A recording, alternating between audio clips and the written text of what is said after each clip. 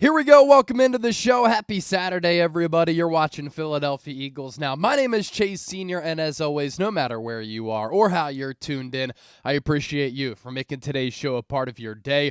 What we're getting into here, Eagles made a couple of really smart roster moves, in my opinion, so we're going to go through all of those moves. Of course, if you've been watching the show this week, I was in Costa Rica from Sunday to Friday. Had a travel day all day yesterday. Didn't do a show on Thursday because I did multiple shows in the days before that. Just wanted to be able to enjoy the vacation a little bit before I came back to the United States, and so I want to touch on those roster moves right now. I do want to begin here, though. Technically, because the Eagles host the Cowboys September 4th, Thursday, to kick off the 2025 NFL season, ladies and gentlemen, how awesome is this?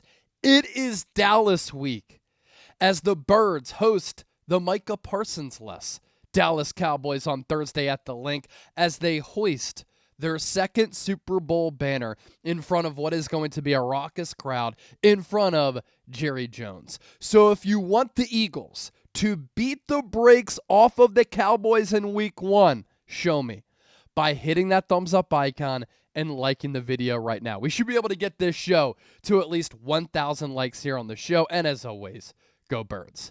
All right, let's begin with that Micah Parsons trade from the Cowboys to the Green Bay Packers. Some initial thoughts and some thoughts that I have since that trade was made. I put up a YouTube short right after that trade had happened, but again, I was enjoying the vacation and wasn't able to do a show, and so just want to relay some of my thoughts on that move right now.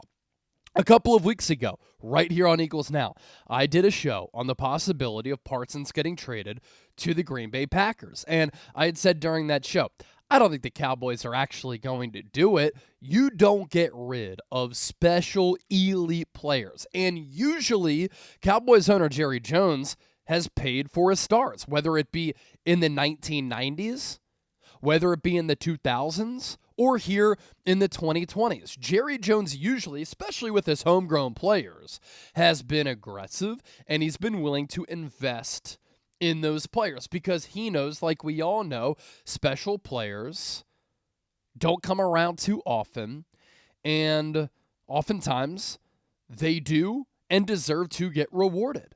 And look at what Jerry has done just in the last year and change. Made Dak Prescott the highest paid quarterback in the history of the NFL at $60 million per year. Jerry Jones gave CeeDee Lamb a bag, which I believe at the time, and obviously it's changed since then, with the wide receiver market being so fluid, made CeeDee the highest paid wide receiver in the history of the NFL. So I expected Jerry Jones to pay Micah Parsons because he is an elite player at such an important position and he's still so young. But I think what happened over the last few weeks, and I've been on this story so much here on the show, is I think Jerry got in his feelings about this. He didn't want to get bullied around by Micah or his agent and David Mulligetta, and I think Jerry, too, felt a little bit of pressure with the regular season quickly approaching, going into week one. Hitting the road against the defending Super Bowl champion Philadelphia Eagles. He didn't want to have to deal with Micah Parsons not playing in that game. Micah Parsons being an Cowboys skier on the sideline, still looking for that new contract, not willing to play on the fifth-year option in the final year of his deal. And so I think Jerry was like, you know what, I'm done with it. Let's trade him away. I don't want to deal with this any longer. And I think what this also signals is, especially with what Jerry Jones said, the Cowboys know they're not close to competing for a title. They look at where the Philadelphia Eagles are at, how they're running their organization, how much talent they have, how much depth they have, and Jerry says we're not close to competing with a team like Philadelphia, who's in our own division. And I think Jerry also looks at this Micah trade as a little bit of a reset point, right? As the 2025 version of the Herschel Walker trade. When the Cowboys traded Herschel Walker in the early 1990s, it was a shock to everybody because Herschel was looked at as one of the best overall players in the NFL. And the Cowboys got multiple players back, which they then turned into multiple picks at that time, and that helped streamline the rebuild. And then it didn't take long for the Cowboys to win 3 Super Bowls in 4 years. And so Jerry trades a star to get capital back. He can build with multiple players. He's not going to have to allocate $47 million per year to a non-quarterback, and this is the point where the Cowboys can reset, rebuild with a new coaching staff and a roster with a lot of new players. And the Cowboys, of course, have to hit on those draft selections. In order for that to happen, I think ideally Jerry would love to package multiple first-rounders to potentially move up and take a quarterback like Arch Manning, who we're about to watch Texas, Ohio State here on this Saturday morning as college football is underway. How beautiful is that? But that's probably a scenario that Jerry is thinking about here. Package multiple first-rounders to move up to take a player like Arch if he declares, get rid of Dak Prescott, and that can also streamline this rebuild. It's also a quarterback-rich draft in 2026 and in 2027, when on top of good quarterbacks, a Jeremiah Smith, the wide receiver for Ohio State, is also going to be draft eligible in 2027. And so I think that's running through the mind here of Jerry Jones, because it's a new coaching staff. This roster has a lot of new players. And in the meantime, Cowboys might struggle. They might stink. But that also allows Dallas, if they want, to have an early pick to use by themselves, or they could use that pick packaged with the Packers pick to potentially try to move up. Now, the thing is, with this Packers selection, the 2 first-rounders, I expect the Packers to be good. And so, as Eagles fans, we're hoping those picks are going to be in the 20s, maybe in the 30s, if the Packers make a deep run in the NFL playoffs. And so those first-rounders don't hold as much weight as far as value goes. But again, I think that is what Jerry Jones is thinking about. Cowboys defense this year, it might really stink. You get a run stuffer in Kenny Clark, who's a good player. 3-time Pro Bowler against the Eagles in the wild card round. He had some nice plays where he was able to stuff Saquon Barkley. But you get rid of a Micah Parsons, you have a bunch of question marks and unknowns outside of that. Overshown. He's coming off his second ACL tear. Trayvon Diggs, what type of player is he going to be? Since he signed that huge deal, all he's been is hurt. And you have a lot of other question marks across the defensive side of the ball. And so week 1, obviously this impacts this Eagles-Cowboys game in a great way, because the Eagles don't have to take on Micah Parsons in week 1. And obviously twice a year moving forward. But it also impacts Philadelphia because they also play the Packers when they come off the bye, and they're going to be going up against Micah Parsons and Green Bay. Green Bay has been good as far as the Packers as an organization. They usually don't make all-in moves, but I think they needed to make an all-in move. They've been close, but not good enough. 2 years ago, they were a 7 seed, and they dump trucked Dallas as the 2 seed in the playoffs. Then they went punch for punch with the San Francisco 49ers in the divisional round, nearly won. And then last year, expectations were sky high for Green Bay. They lost in the wild card round. And so they needed to get better. Now, I think their corners still stink. The safety spot, they have Xavier McKinney. He's a really good safety. But that secondary as a whole, huge question mark. But they haven't had an elite pass rusher probably since Julius Peppers and Clay Matthews. And so they needed to make an all-in move. They needed an elite pass rusher, and they get that with Micah. And they give him $188 million in fully guaranteed money, $47 million per year, as the edge rusher market resets once again. And Green Bay, in the process, this makes them better, and they're a legitimate threat to the Philadelphia Eagles. So a fascinating move, and one that's going to go down in history. And right now, I think the Packers win the trade because they get Micah. They give up a 29-year-old declining player in Kenny Clark and 2 first-rounders, which I expect to be late first-rounders. I would want more if I'm Dallas, and I would have asked for more if I'm Dallas. I think you could have still gotten an additional second and or a third. But they get the 2 ones and Kenny Clark, who is about to be 30 years old. All right, some Eagles roster moves coming up, but this episode of Philadelphia Eagles Now brought to you by our friends at PrizePicks. Regular season football starts on Thursday. College football is here. Don't miss any of the action this year on PrizePicks. Download the PrizePicks app. Use the code CLNS and get $50 in lineups after you play your first $5 lineup. That's code CLNS to get $50 in lineups after you play your first $5 lineup. PrizePicks, run your game. Get your picks in less than 60 seconds. It is very easy to play. You pick 2 or more players. You choose more or less on their projected stats, and you can win some big-time money. Test out your sports knowledge. Show me that you know ball by downloading the PrizePicks app, create an account, use that code CLNS, and get $50 in lineups after you play your first $5 lineup. Who are you high on this year? Who have you cooled on?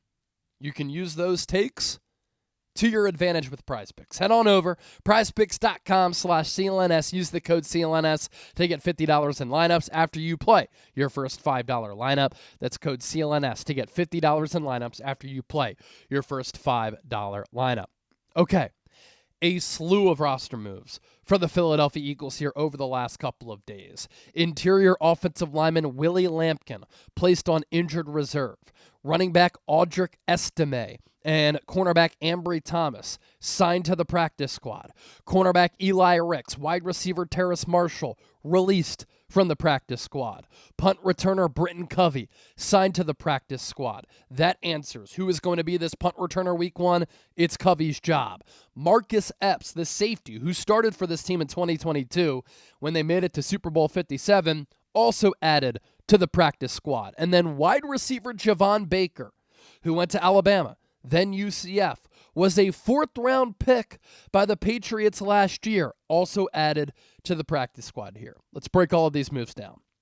So Philadelphia claimed Willie Lampkin off of waivers. Love what he said in his first interview with the Philadelphia media. Shout out to all of the short kings. He has been admiring and studying the tape of Jason Kelce for a long time.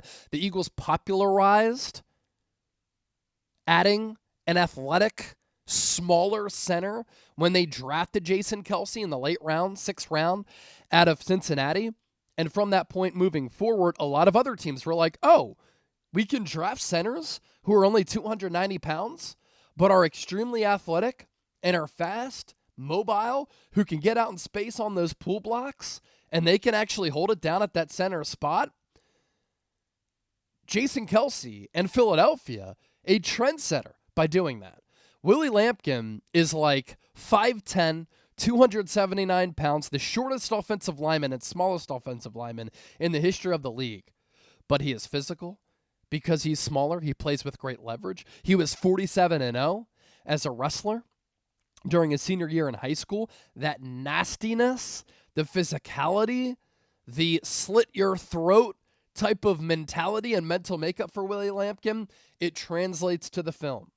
And he was the highest-graded rookie offensive lineman throughout the preseason when he was playing for the Rams, and he is a fascinating developmental player for Jeff Stoutland and this Eagles offense. Now, he was waived injured with that designation due to the knee injury that he suffered in the preseason. He indicated that his injury is not too serious, that he'll be back soon. But by going on IR, he's automatically ineligible to play in the first 4 games of the year. He can be activated as early as week 5 if the Eagles choose to use one of their 7 remaining designated for return slots on him. So we'll see if that is the case. But Willie Lampkin, really fascinating player. Now, Philadelphia obviously re-signed Marcus Epps. He stands out as a top candidate to take that opening roster spot because Philadelphia currently has 3 safeties on the active roster. One of them, Andrew Makuba, dealing with that hamstring injury. Britton Covey, another candidate to be signed. But it seems like the Eagles might keep Covey on the practice squad, then elevate him temporarily to be the punt returner for game day. This practice squad move also was reported on Wednesday, but it didn't become official until now. Estime, he was a 4th-round pick by the Denver Broncos 2 years ago. I always trust Sean Payton's eye for talent, and he's going to be RB4 behind Saquon Barkley, Will Shipley, and A.J. Dillon. A good move there. Eagles always like to bring in players with high draft pedigree. Ambry Thomas, he was a 3rd-round pick out of Michigan by the San Francisco 49ers. He has started a lot of games in his NFL career. Now, he was cut by San Francisco, a very up and down career. He then went to, I believe, the Colts, failed his physical. Then he signed with the Minnesota Vikings. He did have an interception in the preseason. There was a reason why he was drafted in the 3rd round. But again, ups and downs for him. Injuries, lack of confidence. But this is a good practice squad addition for Howie Roseman. And he seems to really like former Niner 3rd-round picks. And look, say what you want about the Niners. They're one of the most well-run organizations in the game. They've been to 4 NFC championship games and 2 Super Bowls in the last 6 years. They've had some really talented teams. And so clearly Howie trusts the players who they bring in. But now Howie, all 3rd-round picks for the Niners who have been let go, has signed Ty Davis-Price, former 3rd-round pick by the Niners, Trey Sermon, Danny Gray, now Ambry Thomas. He also added Tariq Castro-Fields, who was a late-round pick by the Niners. So he has brought in a lot of former Niners players to the team. Britton Covey, I like this move. The Eagles had huge question marks at punt returner. Britton Covey 2 years ago was one of the top punt returners in football.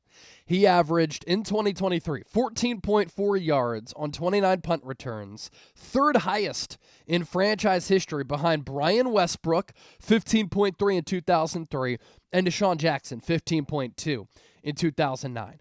Covey ranked 3rd in the NFL behind only Marvin Mims, 16.4, and Darius Davis of the Chargers at 16 that year. So the Eagles found themselves without a punt returner after Aniyah Smith and Avery Williams were both released. Jahan Dotson did it at a high level at Penn State, but hasn't returned punts in the NFL. And Cooper DeJean was a good punt returner last year, but he's too valuable on defense to risk having him getting hurt, bringing back punts. And Vic Fangio, not a fan of having him out there. So Britton Covey is a sneaky good move for Philadelphia. Marcus Epps, smart move to bring him back. He was a great developmental player for Philadelphia. Turned into a starter. Got a nice payday by the Las Vegas Raiders. Tore his ACL last year. Signed with the Patriots. They let him go. But he started a bunch of games. He has familiarity with this Eagles organization. You have an injury to Andrew Makuba. And this is the depth piece at safety that the Eagles are making here, bringing back Marcus Epps, who can step in and I think be a plug-and-play guy, play well, either as a starter if needed, because you have questions there, youth, Sidney Brown, Andrew Makuba, or he can be a high-level backup. You wonder why I talk about possibilities of bringing in a player like Justin Simmons. Clearly, the Eagles also thought they needed to add a veteran safety, and they bring in Marcus Epps. And then there's Javon Baker. Look, I like this move too. He started his college career at Alabama, all right? Pedigree. Howie Roseman always looks at that. He only played in 9 games as a reserve in 2020. 2 catches, 15 yards. 2021 was at Alabama. Played in 11 games. 7 catches for 101. Caught a touchdown. 2022. Played in 14 games with 13 starts.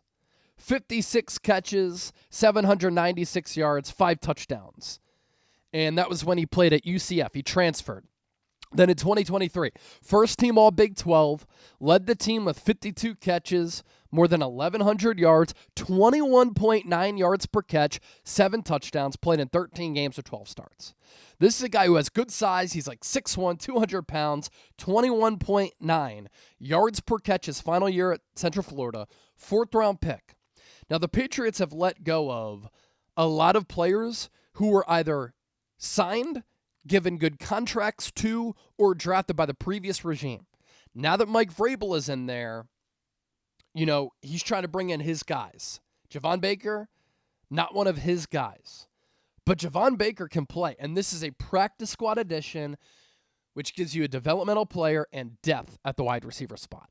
So I really love all of these moves for the Eagles. You're not asking them to be high-level players because you have enough high-level players and starters, but these are really valuable depth pieces, which makes this Eagles team even deeper and you add developmental guys to your team with draft pedigree and a lot of ability. This Eagles team, I was talking about on the initial 53, maybe not as deep as last year. With some of these moves, it helps out the depth for Philadelphia. All right, don't forget to hit that subscribe button. I always have you covered with the best Eagles coverage right here on YouTube. I can't wait to do nothing all day and watch college football. It is beautiful. Football season is here. It doesn't get any better than this. Woke up early, had some slow drip coffee out of a Costa Rican coffee drip machine where I had this organic sock. You put the ground beans in there, you pour over hot water, and it's kind of a pour over drip. Delicious. Watching College Game Day, Lee Corso getting honored. We'll kick off the day with Texas-Ohio State, one of the biggest regular season games in recent memory. Penn State playing today. Later tonight, LSU Clemson. Cannot wait for it. I'll catch you tomorrow. Keep an eye out for an Eagles-Cowboys preview to come here soon. Enjoy the day. Don't forget to subscribe. Thanks for watching. Peace.